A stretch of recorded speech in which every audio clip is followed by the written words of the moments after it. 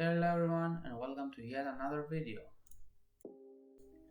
Right before the video begins, I just want to briefly thank you all for taking a look at my channel. It means a lot to me.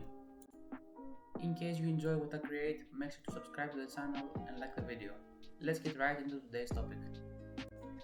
Today I'm going to continue the first aid series with even more interesting topics.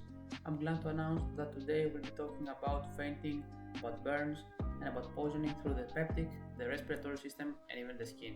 I will cover each topic in order, starting with burns.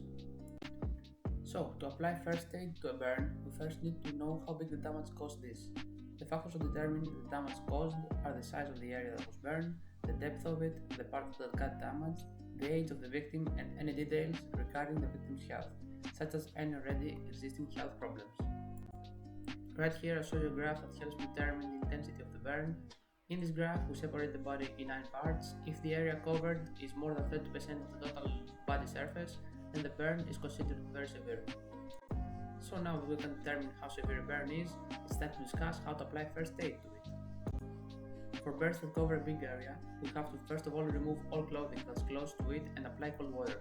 If any clothes are stuck to the skin, don't remove them, as that can cause more damage. After that, we cover the victim with a light blanket without touching its skin, and we check the vital spots and the breathing every 5 seconds until professional help arrives. For first or second degree burns, just like the previously discussed burns, we remove clothing and we use cold water for roughly 10 to 20 minutes. If a bubble appears on the body, do not pierce them, as they should be removed with a sterile needle. If it pops on its own, use betadine on it. For small 3rd degree burns, I just want to say that if a burn occurs that is the size of the palm or near the neck or the face, we have to immediately go to the doctor. For small 3rd degree burns, we wash the wound with cold water and we dry it with a sterile gauze. After that, we cover the wound with a special gauze which you can get in pharmacies. This is all I want to say about burns, so let's talk about the short topic of fainting. The cause of fainting can be the suffocating environment, neurophysical factors, overwork, or even a poor physical condition. Its symptoms can be paleness, cold sweat, blurred vision, ringing in the ears, dizziness, and even nausea. You have to know that when someone faints, they lose all their senses, they have a weak pulse, and they have trouble breathing. To deal with someone fainting, we have to turn the victim to the side, loosen any tight clothing, and cool them with some cold water. Make sure to check the breathing and the pulse of the victim and to give him water with sugar once he regains his senses. Here are some more useful notes. Don't let the victim get up before 15 minutes. Don't let them drink before regaining their senses fully. And know that the normal fainting lasts roughly 1 minute. Last but not least, let's talk about another very important topic, poisoning. I will be separating the topic into 3 categories. So I will be separating it into poisoning through the peptic system, through the respiratory system, and through the skin. Let's first talk about poisoning through the peptic system.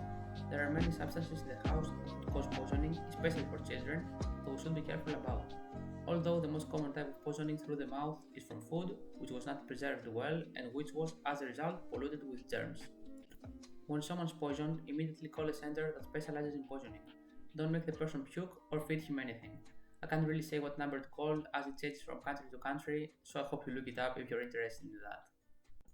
About poisoning through the respiratory system, you have to know that the most common poisoning of this type is poisoning by inhalation of carbon monoxide, and that the most common sources of carbon monoxide origin are petrol vapors which have not been completely burned, the exhaust gases of the diesel engines, and the sources of incomplete combustion of charcoal.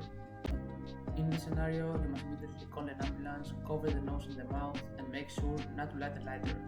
Open any available windows and get the victim away from any gases. At last, let's talk about skin poison.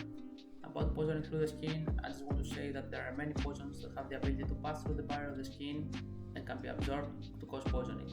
The most common and the most dangerous skin poisoning is the one that is caused by organophosphase substances, which are contained in the various insecticides. To help the victim in this case, make sure to call an ambulance, remove any clothing, check his breathing and heart rate, and to wash their body with soap and water to remove the poison that's sitting on the skin. This is all I want to cover for today. Thank you for your time, and as always, I hope you learned something useful and enjoyed the video. Stay healthy and good day. Goodbye.